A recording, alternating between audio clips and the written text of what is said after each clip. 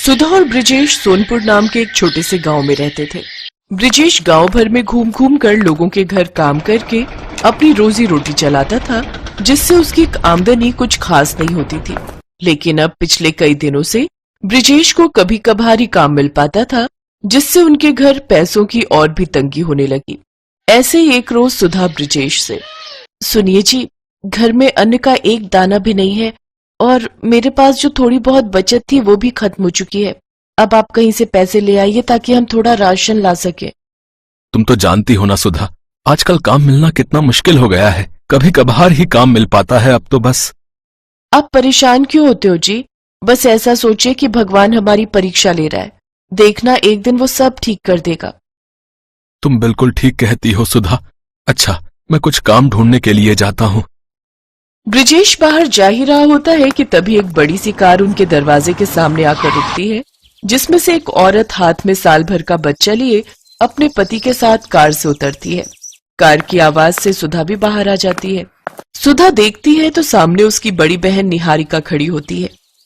निहारिका दीदी, आप यहाँ? सब ठीक तो है ना? नहीं सुधा, कुछ भी ठीक नहीं है। दरअसल मुन्ने की तबीयत पिछले 1 महीने से बिल्कुल भी ठीक नहीं है। शहर के बड़े से बड़े डॉक्टर को दिखा लिया, लेकिन सबका एक ही कहना है कि वंश को कुछ दिन के लिए गांव के खुले वातावरण और ताजी हवा में रखना होगा, तभी ये पूरी तरह ठीक हो पाएगा।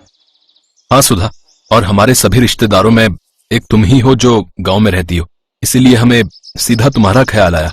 अगर हम कुछ दिन मुन्ने के साथ यहीं पर रहें तो तुम्हें इससे कोई आपत्ति तो नहीं होगी ना?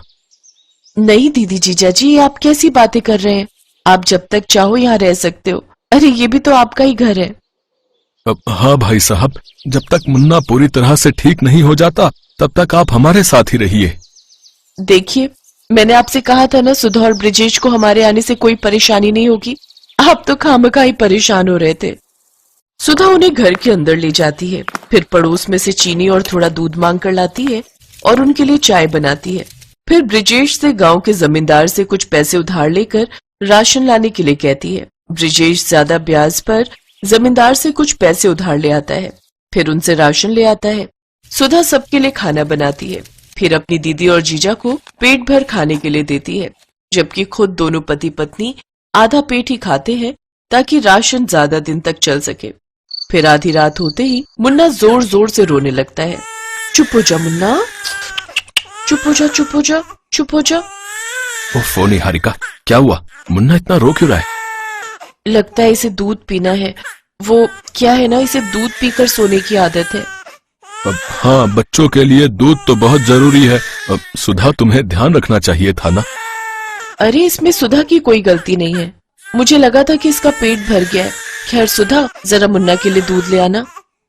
लेकिन दूध तो घर में नहीं है दीदी, शाम को चाय बनाई थी उसी में खत्म हो गया था। कोई बात नहीं, मैं इसे लोरी गाकर ही सुला देती हूँ। नहीं नहीं, मुन्ना भूखा नहीं सोएगा, मैं अभी दुकान से लेकर आता हूँ। ब्रिजेश जल्दी से बाहर जाता है और दूध लाकर सुधा को देता है, जिसके बाद सुधा वो दूध गर्म करके मुन्ना को पीने को देती है। ऐसे ही एक रोज तेज बारिश हो रही होती है, जिसे देख आयुष कहता है, वाह, आज तो गर्मा गर्म चिकन बिरयानी खाने का जी कर रहा है। अभी मैं शहर में होता तो अपने कुक को कहता वो जल्दी से बनाकर ले आता। जीजा जी, आप परेशान मत होइए, आपका कुक तो नहीं लेकिन ये साली है ना, मैं बना देती हूँ। सुधा रसोई में जाती है तो वहां तेल और मसाले नहीं होते। फिर वो ब्रिजेश से कहती है। ब्रिजेश जमींदार से कुछ पैसे और उधार ले आता है और जल्दी से चिकन और सामान लेकर घर आता है। फिर सुधा चिकन बिरयानी बनाकर सबको खाने के लिए देती है। 3 दिन बाद वो जमींदार उनके घर पहुंच जाता है। क्यों रे ब्रिजेश, पैसे लेने तो तू हर हफ्ते आ जाता है, लेकिन लौटाने के नाम पर तेरी शक्ल नहीं दिखती है? जमींदार साहब, मैंने कहा तो था आपको, आपके पैसे लौटा दूंगा, फिर यूं घर पर आए मेहमानों के सामने तमाशा करने की क्या जरूरत है? अच्छा, अपने मेहमानों को कर्जे पे लिए हुए पैसों से जब तू खाना खिला रहा है, मुर्गियां खिला रहा है, तब तेरी इज्जत कम ना होती? चलो रे, इसका सामान उठाकर बाहर फेंको। तभी आयुष कहता है, ठहरो, कितने पैसे हैं तुम्हारे? 20,000। लो, ये लो 30,000, और आज के बाद यहां दिखने भी नहीं चाहिए, समझे? जमींदार पैसे लेकर वहां से चला जाता है। फिर आयुष ब्रिजेश से कहता है, ये क्या है सुधा ब्रिजेश, तुम्हारे साथ इतना कुछ हो गया और तुमने हमें बताना भी जरूरी नहीं समझा। हाँ सुधा, क्या मैं तुम्हारी बहन नहीं? तुमने भी मुझे कुछ नहीं बताया और सारी परेशानी अकेले ही झेलती रही। दीदी जीजा जी, आप यहाँ 4 दिन के मेहमान थे। हम आपको यूं ही परेशान नहीं करना चाहते थे। दरअसल इनकी कोई नौकरी नहीं है, कभी कभार मजदूरी का काम मिलता है तो कभी नहीं, इसलिए हमें बुरे दिन काटने पड़ रहे हैं। लेकिन अब और नहीं सुधा ब्रिजेश, मैं इस गांव में एक होटल खोलना चाहता हूं ताकि बाहर से टूरिस्ट आए और इस गांव की सुंदरता को पहचान सके। और मैं चाहता हूं कि तुम मेरे उस होटल में मैनेजर की नौकरी करो। महीने के 50,000 तनख्वाह दूंगा। बोलो मंजूर है? ये सुनकर सुधा और ब्रिजेश की आंखों में आंसू आ जाते हैं। निहारिका ने सुधा को गले लगा लिया। कुछ ही महीनों में उस गांव में होटल बनकर तैयार हो गया, जहां दूर दूर से टूरिस्ट आने लगे और उनकी खूब कमाई होने लगी। अब ब्रिजेश और सुधा ने भी अपना एक बड़ा पक्का घर बनवा लिया। अब उनकी जिंदगी के सारे दुख दूर हो गए और वो खुशी खुशी रहने लगे। राशि सुबह से परेशान थी। उसकी कामवाली की सास बीमार थी, इसीलिए वो 2 महीने की छुट्टी पर गांव चली गई। क्या हुआ राशि, ऑफिस जाने का टाइम हो रहा है और तुम अभी तक किचन में ही हो? तो और क्या करूं, पुष्पा अचानक छुट्टी लेकर गांव चली गई। बिल्डिंग के सारे फ्लैट्स में पूछ लिया है, किसी की भी कामवाली खाली नहीं है। एक काम करो, तुम गाड़ी लेकर ऑफिस पहुंचो, मैं ऑटो लेकर अपने ऑफिस चली जाऊंगी। तभी दरवाजे की घंटी बजती है। जी कहिए, आपको किससे मिलना है? मेरा नाम सुदर्शन है और ये मेरी पत्नी अनुपमा है। हम दिल्ली से आए हैं। आपके नीचे वाली बिल्डिंग के फ्लैट में जो अशोक रहता है वो मेरा भांजा है। पता नहीं, बहुत देर से हम घंटी बजा रहे थे, किसी ने फ्लैट का दरवाजा ही नहीं खोला। हाँ, हमने तो 1 हफ्ता पहले ही अशोक को बता दिया था कि हम मुंबई आ रहे हैं। इनके घुटने का इलाज करवाना था, तो सोचा अशोक तो यहाँ रहता ही है। अशोक को फोन किया आपने? बेटा, यहाँ आते हुए टैक्सी में फोन की डायरी सीट पर ही छूट गई। उसी में ही अशोक का फोन नंबर था। रुकिए, मैं अशोक को फोन मिलाता हूँ। हाँ, हेलो अशोक, मैं समीर बोल रहा हूँ। वो तेरे मामा जी यहाँ आए हुए हैं, तू कहाँ है? हेलो हेलो समीर, मैं तो जरूरी काम से काजल के साथ लंदन आया हुआ हूँ। लंदन? पर तेरे मामा मामी यहाँ मेरे घर पर हैं, अब उन्हें क्या बोलूं? एक काम कर यार, मेरी थोड़ी मदद कर दे। मैं 2-3 दिन में जैसे ही काम खत्म होता है वापस लौट आऊंगा। तब तक तू मामा मामी को अपने घर पर ही रख ले यार, तू मेरा दोस्त है ना। पर अशोक, हेलो हेलो समीर, यहाँ नेटवर्क नहीं है, आवाज नहीं आ रही है। मैं तुझसे बाद में बात करता हूँ, ठीक है? मामा मामी का ख्याल रखना। Hello hello. अशोक फोन काट देता है। समीर कमरे में जाकर राशि को सारी बात बताता है। क्या अशोक का दिमाग खराब है क्या? हम दोनों वर्किंग हैं, मेड मेरी आ नहीं रही है, ऊपर से ये दिल्ली वाले मेहमान, वो भी अपने नहीं किसी और के, और उनकी देखभाल हम क्या करें? मैं अभी जाकर उन्हें कह देती हूँ कि वो अपना इंतजाम कहीं और कर ले। रुको राशि, बेचारे दिल्ली से आए हैं, पता नहीं उन्होंने चाय पानी पिया भी है या नहीं। बुजुर्ग हैं, ऐसे उनको एकदम से भेजना अच्छा नहीं रहेगा। इतने बड़े मुंबई शहर में कभी ऊंच नीच हो गई तो अशोक तो हमें ही कहेगा ना। 1-2 दिन देख लेते हैं, अशोक आ ही जाएगा। समीर सुदर्शन और अनुपमा को सारी बात बताता है। शुक्रिया बेटा, जीते रहो। अंकल जी, आंटी जी, मैं ऑफिस जा रही हूँ। आप पीछे से कुछ भी आपको खाना हो फ्रिज में रखा हुआ है, आप ले लीजिएगा। हाँ हाँ बेटी, तुम आराम से अपने काम पर जाओ, हमें जो चाहिए होगा हम ले लेंगे। समीर और राशि अपने अपने ऑफिस चले जाते हैं। शाम को जब राशि ऑफिस से लौटती है तो वो घर की हालत देखकर हैरान रह जाती है। ओह नो, इतनी गंदी स्मेल कहाँ से आ रही है? ये स्मेल नहीं बेटी, ये तो देसी घी की खुशबू है। तुम्हारे फ्रिज में मलाई की बहुत सारी कटोरी रखी थी, तो मैंने सोचा इसका शुद्ध ताजा देसी घी बना लेती हूँ, तुम्हारे काम आएगा। पर आंटी जी, मैं और समीर देसी घी नहीं खाते हैं, हम लोग ऑलिव ऑयल लेते हैं। हाँ हाँ, मुझे पता है, ऑलिव ऑयल भी खाओ, पर पराठे पर, साग में, दाल में देसी घी ही अच्छा लगता है। रात को सबको खाना खिलाकर जब राशि सोने के लिए कमरे में जाती है तो वो मन ही मन गुस्से में थी। वो कमरे में आते ही समीर पर बरस पड़ी। अरे ये अशोक के दिल्ली वाले मेहमान कब तक रहेंगे? पता है, आज सारी रसोई में देसी घी की स्मेल भर गई। और ऊपर से वो अंकल जी, न्यूज़पेपर कहीं रखा है, सोफे के कवर फैले हुए हैं।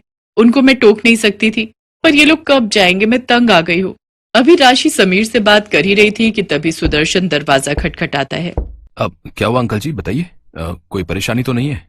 समीर बेटा, रात को सोने से पहले मुझे हाजमोला खाने की आदत है। क्या तुम्हारे पास हाजमोला होगी? अंकल, हाजमोला तो नहीं होगी। एक काम करते हैं, नीचे बराबर में ही एक दुकान है, वो अभी खुली हुई होगी। चलिए मैं आपको लेकर दे देता हूँ। जाओ जाओ, मेहमानों की सेवा करो, मैं सो रही हूँ, मुझे नींद आ रही है, सुबह जल्दी उठना है। समीर और सुदर्शन दोनों सड़क पर बातें करने लगते हैं। अशोक छोटा सा था जब उसकी माँ यानी कि मेरी बहन का स्वर्गवास हो गया और 2 साल पहले जीजा जी भी गुजर गए। अशोक बचपन में हमारे घर ही आकर रहता था। उसका अपनी मामी से बहुत प्यार रहा है, तभी तो हम बेझिझक उसके पास चले आए। जी अंकल, मैं समझ सकता हूँ। वैसे आप चिंता मत कीजिए, अशोक 2-3 दिन में लौट आएगा। अगर आप कहें तो आपके घुटनों को दिखाने के लिए डॉक्टर के पास मैं अपॉइंटमेंट ले लेता हूँ। जीते रहो बेटा, अगर ऐसा हो जाए तो मेरे घुटनों को बड़ा आराम मिल जाएगा। मैं तो थोड़ा इसलिए टहल लेता हूँ कि हाथ पैर चलते रहने चाहिए। सुदर्शन और अनुपमा को समीर के घर रहते हुए 1 हफ्ता बीत चुका था, पर अशोक फोन नहीं उठा रहा था। समीर सुदर्शन को डॉक्टर के पास ले जाता है और सुदर्शन के घुटनों का इलाज शुरू हो जाता है। एक दिन अशोक का फोन खुद आ जाता है। अरे अशोक, कहाँ था तू? इतने दिन से मैं तुझे फोन मिला रहा हूँ। तेरे पास मामा जी के सारे एक्सरे रिपोर्ट और डॉक्टर की रिपोर्ट जो उन्होंने तुझे दिल्ली में दी थी, तेरे फोन में उसकी फोटो होगी, पर तूने मेरा फोन नहीं उठाया। अब मैंने डॉक्टर से दोबारा इलाज शुरू करवाया है, पर तू कब आ रहा है? कुछ बता तो सही, क्योंकि डॉक्टर ने मामा जी को 15 दिन और यहाँ रुकने की बात कही है। उन्हें कुछ एक्सरसाइज बताएगा डॉक्टर। सॉरी यार, मैं यहाँ पर बहुत फंस गया हूँ। मेरा काम ही खत्म नहीं हो रहा है। मुझे अभी कम से कम 10 दिन और लगेंगे यार। प्लीज तू यार किसी तरह से ना मामा जी और मामी जी को अपने पास रख ले। अगर तू कहे तो मैं खर्चे के पैसे भेज देता हूँ। नहीं नहीं, ऐसी कोई बात नहीं है। चल मैं देखता हूँ, ठीक है।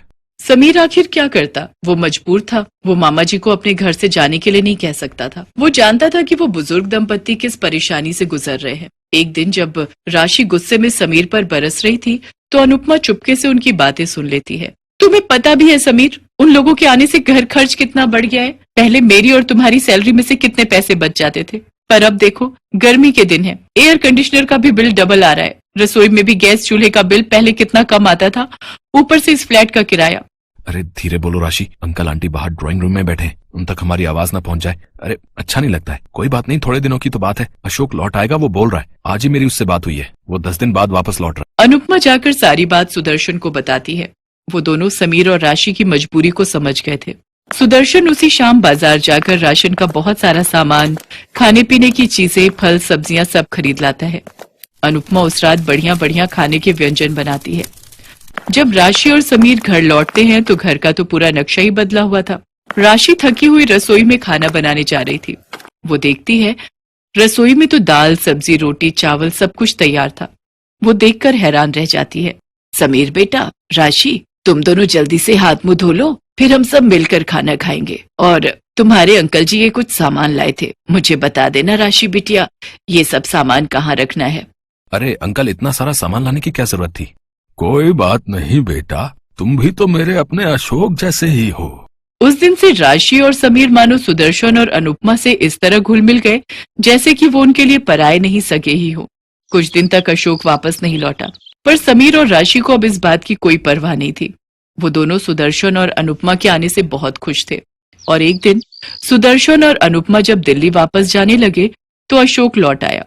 समीर बेटा, राशि बिटिया, तुम दोनों ने हमें अपनों से भी बढ़कर प्यार दिया, ये बात हम कभी नहीं भूलेंगे। जाने से पहले हम तुम्हें कुछ देना चाहते हैं, इसे बड़ों का आशीर्वाद समझकर रख लेना, मना मत करना बच्चों। अंकल, ये चाबियां कैसी? मैं कुछ समझा नहीं। समीर बेटा, ये हमारे मुंबई वाले फ्लैट की चाबियां हैं। हम उस फ्लैट में नहीं रहते, हम दिल्ली रहते हैं, इसलिए यहाँ का फ्लैट बंद रहता है। अशोक के पास हमारा आना कभी नहीं हुआ, इसलिए हम कभी उस फ्लैट में जा ही नहीं पाए। अब से ये फ्लैट तुम दोनों का है। हम जानते हैं तुम यहाँ इस फ्लैट में किराए पर रहते हो, अब तुम्हें किराए पर रहने की कोई जरूरत नहीं है। हाँ समीर बेटा, हम दोनों बूढ़े बुढ़िया 2 फ्लैट लेकर क्या करेंगे? हम शुरू से दिल्ली रह रहे हैं, आज से तुम दोनों वहाँ रहना और हंसी खुशी उस फ्लैट में गृह प्रवेश करो। पर मामा जी, वो फ्लैट तो आपने मुझे देने के लिए कहा था। चलिए मामा जी, मामी जी, आपकी फ्लाइट का टाइम हो रहा है। चलो राशि, हम मामा जी और मामी जी को छोड़ने चलते हैं। राशि और समीर सुदर्शन और अनुपमा को छोड़ने एयरपोर्ट चले जाते हैं और अशोक उन्हें जाते हुए देखता रहता है। वो जानता था कि वो कहाँ गलत था।